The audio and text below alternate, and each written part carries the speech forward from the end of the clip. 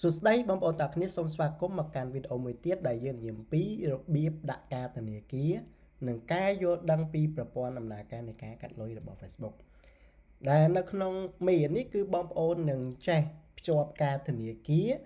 ជាមួយនឹង Ad account ដើម្បីយើងយកទុកសម្រាប់ការ boot នៅក្នុង Facebook ហើយទី2បងប្អូននឹងចេះពី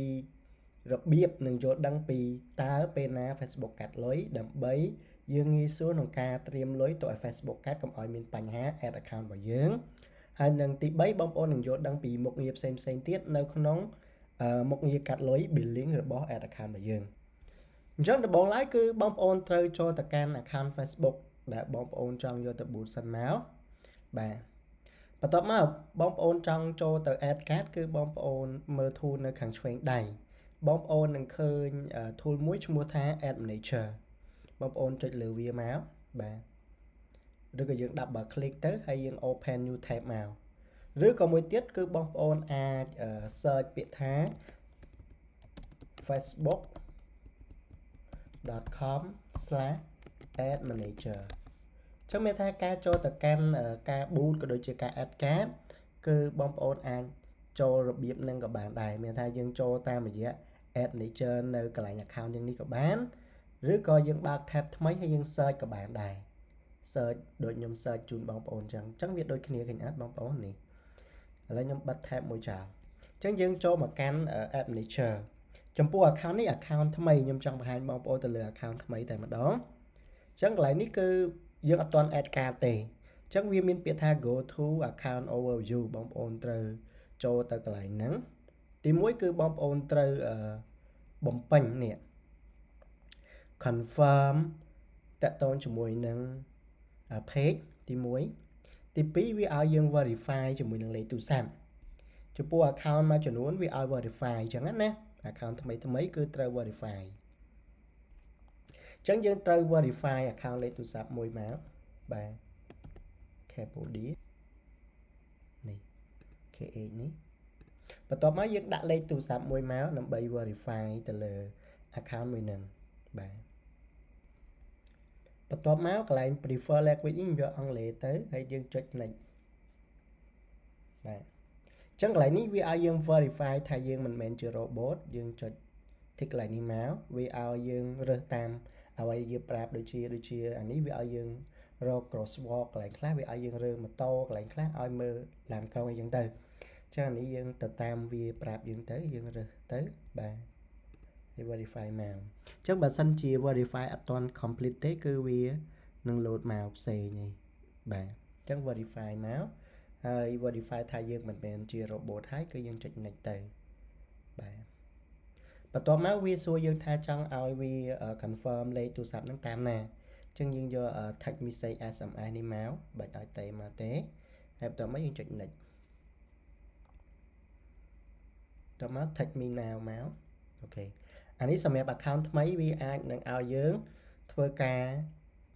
បំពេញ confirm តាក់ទងមួយលេខទូរស័ព្ទអញ្ចឹងណាបងប្អូនបាទបន្ទាប់មកទៀតយើងចុចលើពាក្យថា confirm អញ្ចឹងលេខទូរស័ព្ទយើងបាន confirm ហើយបាទអញ្ចឹងដល់មុខងារចុងក្រោយគឺយើងធ្វើការ add card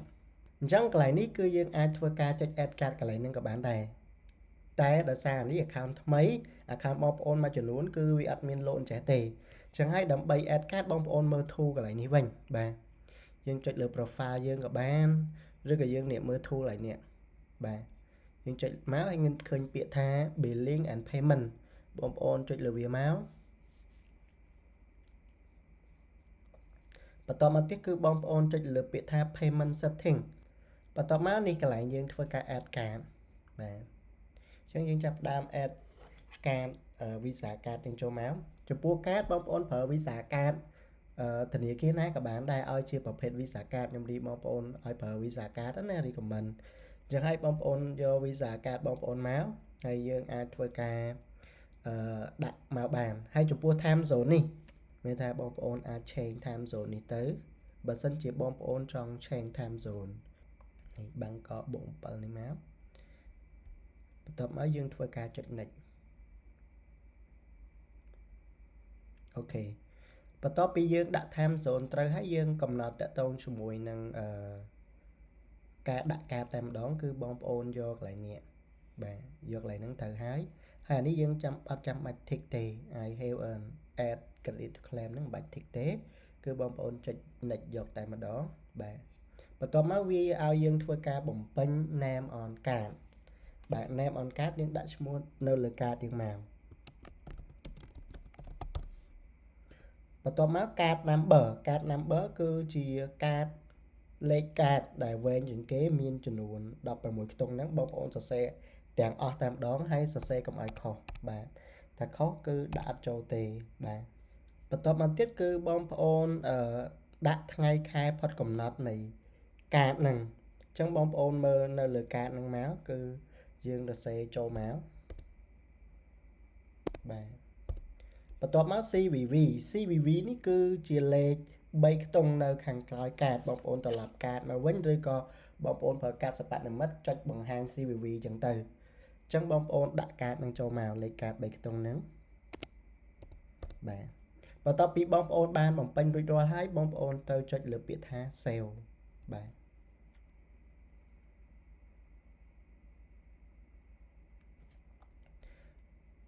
បន្ទាប់មកគឺកន្លែងនេះគឺវ៉ាត់ទីននេះ optional ទេអត់ដាក់ក៏បានដែរអញ្ចឹងយើងចុចលើពាក្យថា skip មកអូខេអញ្ចឹងកន្លែងនេះគឺយើងបាន add កាតរួចរាល់ហើយបងប្អូននេះឃើញណា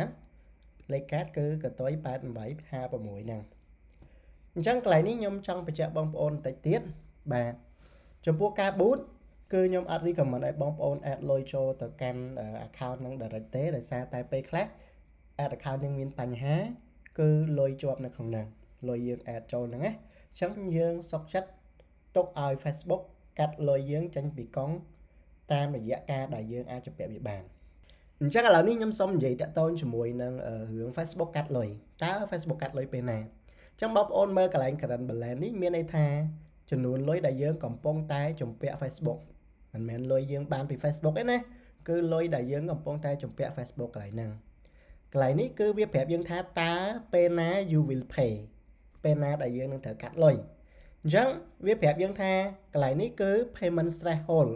ចំនួនលុយដែលយើងអាចជំពាក់ Facebook បាន$2ដោយសារ account ថ្មីគឺជំពាក់$2បងប្អូនអាចមើលទៅតាម account បងប្អូនបើសិនជាបងប្អូន boot ច្រើនយូរមកហើយគឺវាឲ្យជំពាក់ច្រើនដូចគ្នាដែរតែនេះដោយសារ account ថ្មីគឺវាឲ្យយើងជំពាក់តែ$2ទេអញ្ចឹង Facebook នឹងកាត់លុយនៅពេលដែលនេះ current balance នេះដល់$2វានឹងកាត់ដល់នេះថាដល់ចំនួន threshold ឲ្យតែ current balance ដល់ចំនួន threshold វានឹងកាត់ហើយមួយទៀតវានឹងកាត់នៅពេលដែលដល់ថ្ងៃដែលត្រូវកាត់នេះវាប្រាប់យើងថ្ងៃទី31ខែមករាចា account បងប្អូនអាចនឹងខុសគ្នាទៅតាម account អញ្ចឹងវាដាក់ថ្ងៃណាដែលត្រូវកាត់វានឹងកាត់ថ្ងៃហ្នឹង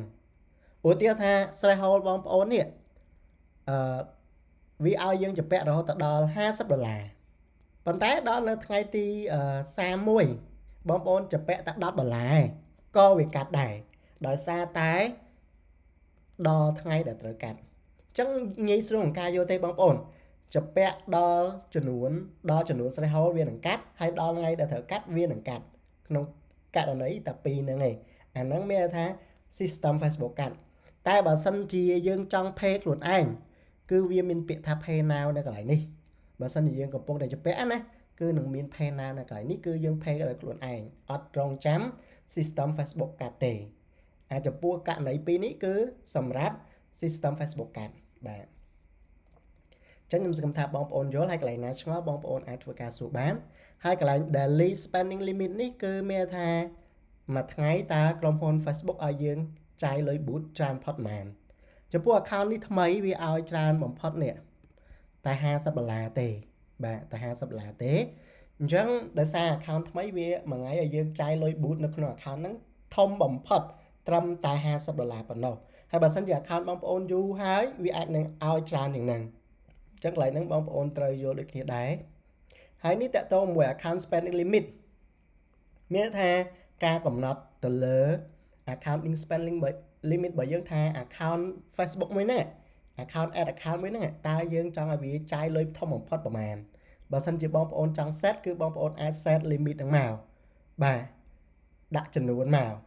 តែសម្រាប់ខ្ញុំ recommend ថាមិនបាច់កំណត់តទៅជាមួយនឹង account spending limit នឹងទេបាទអត់ចាំបាច់កំណត់ទេព្រោះដោយសារយើងបួលខ្លួនឯងយើងអត់មានអីត្រូវ